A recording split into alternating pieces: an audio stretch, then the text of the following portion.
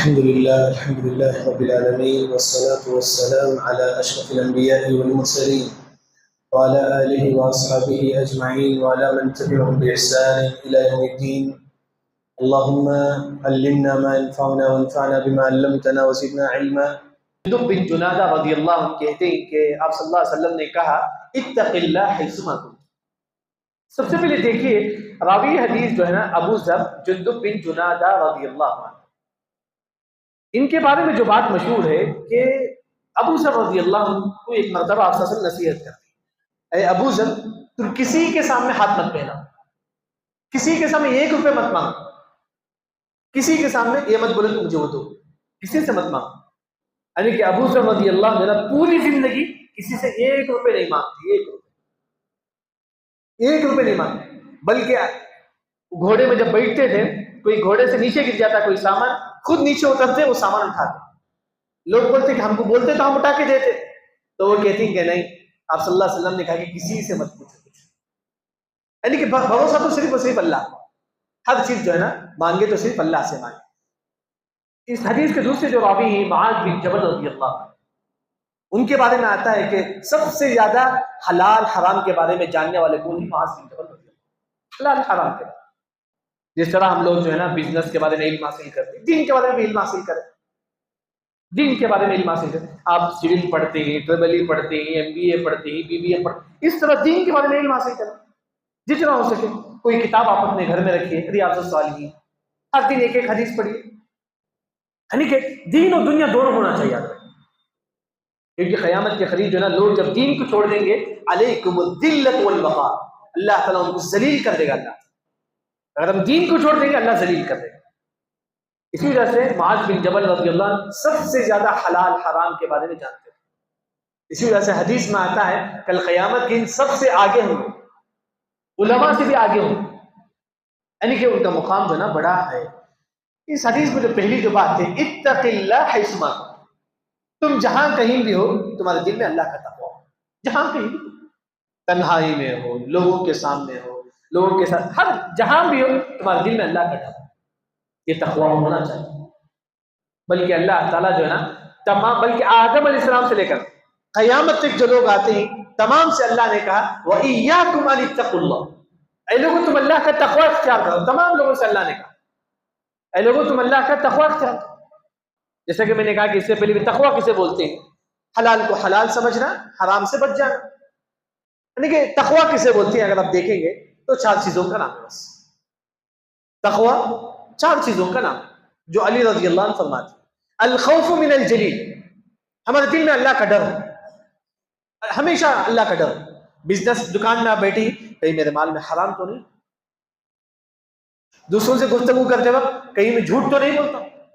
یعنی کہ ہمیشہ ہمارے دل میں اللہ کا ڈر، اسے بولتے ہیں کہ تقوی الخوف من الجلیل. دوسرا والعمل بالتنزیل، پوری زندگی قرآن حدیث کے مطابق ہو، ہماری جو بھی آپ عمل کرتے ہیں قرآن حدیث کے مطابق ہو. یہ تقوی کی دوسری.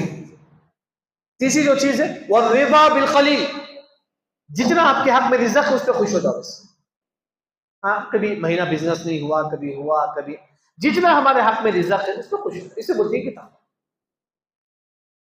چوتھا والاستعداد لیوم الرحیل، قیامت کی تیاری کرنا. کل مجھے قبر میں جانا ہے، اس کے لیے مجھے کیا نیکی کرنا ہے، مجھے کیا عمل کرنا ہے، یہ فکر بھی ہو. جیسا کہ ہماری جو فکر ہوتی ہے کل مجھے کیا کمانا ہے، میرے بچے کو فیوچر کیا ہے، اس طرح یہ بھی فکر کرو کل میں قبر چلے جاؤں گا تو جو نا میرے پاس کیا نیکی. تھوڑی دیر بیٹھ کر سوچئے ہمارے پاس کیا نیکی ہے کل ہماری موت آ جائے. کوئی ایسی نیکی ہے جو کل ہم اللہ سے کہہ سکتے ہیں. حماد بن سلمہ رحمہ اللہ جو مشہور راوی حدیث ہے، ان کے بارے میں آتا ہے کہ ان کی زندگی 4 چیز ہوتی ہے: نماز، روزہ، یہ تو صدقہ و خیرات، یہ تو تسبیح. بس 4 چیز ہمیشہ. ہماری زندگی ایسی ہمیشہ ہماری زندگی عبادت میں. یعنی کہ یہ جو چیز ہے نا یہ وہی حدیث میں بات بتائی گئی ہے، تم جہاں کہیں بھی ہو تم اللہ کا تقوی اختیار کرو.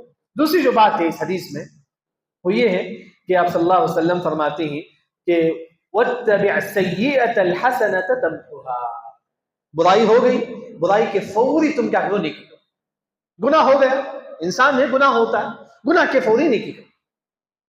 ہم کیا کرتے ہیں؟ گناہ کے بعد گناہ کرتے، توبہ نہیں کرتے.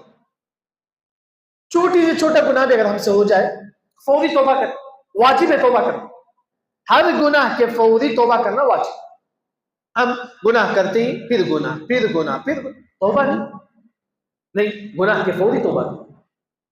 یعنی کہ توبہ کیسے کرنا چاہیے؟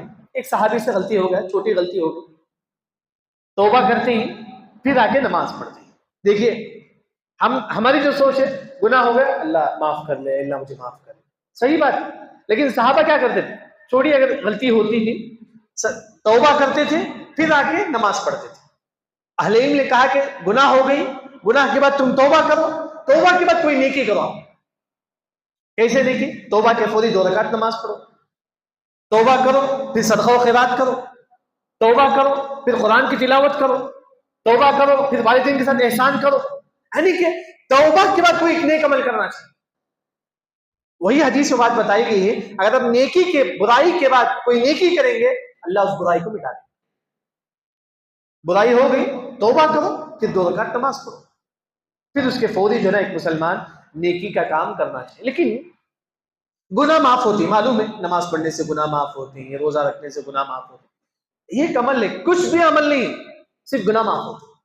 ایک ایسا عمل ہے ضرورت ہی نہیں ہے، بس بیٹھے بیٹھے ہم اپنے گناہوں کو معاف کر سکتے۔ وہ کیا ہے؟ سوچ۔ اب یہ سوچو کہ اللہ میرے گناہوں کو معاف کرے، بس اللہ سے اچھا گمان۔ حدیث میں آتا ہے کہ انا عند ظن عبدی بی، بندہ جیسا میرے حق میں گمان کرتا ہے میں اس کے ساتھ ویسا پیش آتا ہوں۔ اگر یہ گمان کرتی اللہ میرے گناہوں کو معاف کرے، سچے پورا یقین ہے آپ کو انشاءاللہ، کیونکہ اللہ تعالیٰ کے دلوں کی بات معلوم ہے۔ اب یہ بولتے انشاءاللہ میرے گناہوں کو معاف کرے گا، یہ سوچ اگر آپ کی ہے تو اللہ آپ کے گناہ معاف کرے۔ اس کا مطلب یہ نہیں کہ ہم کسی کا لاکھوں روپے ہڑپ لیں، کسی کا قرض لے کے لوٹاتے نہیں بولے کہ اللہ میرے گناہوں کو معاف کرے، نہیں۔ اگر ہم کسی کا قرض لے کے نہیں لوٹائیں گے گناہ معاف نہیں، جب تک آپ قرض نہیں لوٹائیں گے۔ کتنے لوگ ہیں جو قرض لیتے ہی نہیں لوٹاتے؟ معلوم ہے جو انسان قرض لیتا ہے پھر نہیں لوٹاتا ہے، اگر اس کی وفات ہو جائے اس کی روح کو تسلی نہیں ہوتی، اس کی روح کو پریشانی ہوتی ہے، قبر میں بھی اس کی روح کا عذاب دی جاتی ہے۔ بلکہ جو انسان قرض لیتا ہے نہیں لوٹاتا ہے اس کی روح آسمان و زمین کے درمیان لٹکی رہتی ہے۔ الروح معلق بین السماء والارض۔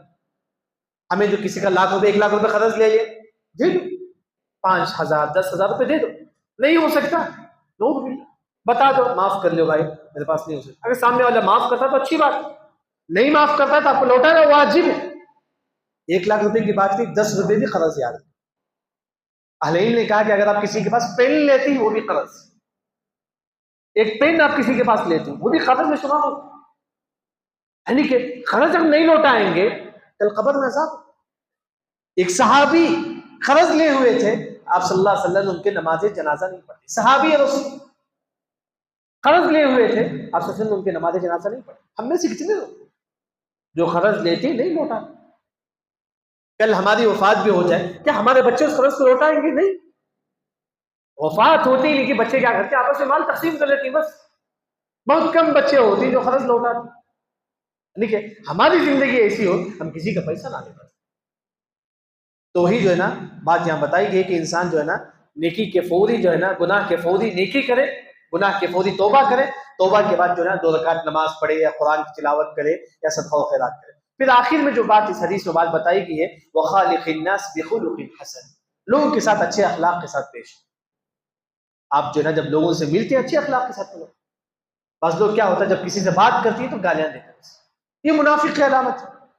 وَإِذَا خَاصَمَ فَجَرَ، بات کرے تو گالیاں دینا، اسے حقیر سمجھنا، یہ سب اچھی بات نہیں یاد رکھیں۔ ہم مسلمان ہیں، اگر ہم ایک دوسرے کا احترام نہیں کریں گے تو دوسرے کون کریں؟ یعنی کہ حدیث میں یہ بات بتائی گئی ہے اکمل الناس ایمانا، اس شخص کا ایمان مکمل ہو گیا جس کے اخلاق اچھے، دوسروں کے ساتھ برتاؤ۔ اللہ نے آپ کو مقام دیا ہے، چھوٹوں کے ساتھ برتاؤ کو، دوسروں کے ساتھ اچھے اخلاق کے ساتھ پیش۔ تو وہی جو ہے نا اس حدیث میں بات بتائی گئی ہے، یعنی کہ اخلاق کسے بولتی ہے؟ اخلاق 3 چیزوں کا نام ہے۔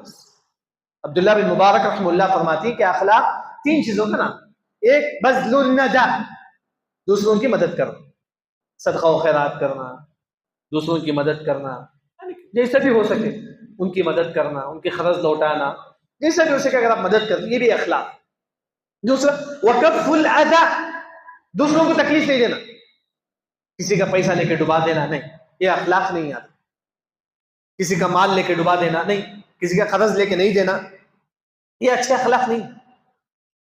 یعنی کہ اچھے اخلاق کا مطلب ہے کہ کسی کو تکلیف نہ، اپنی زبان سے بھی کسی کو جا، بس لوگ کیا ان کی عادت ہوتی ہے آ رہے جا رہے. اگر ہم دوسروں کی عزت دیں گے وہ ہم کو عزت دیں.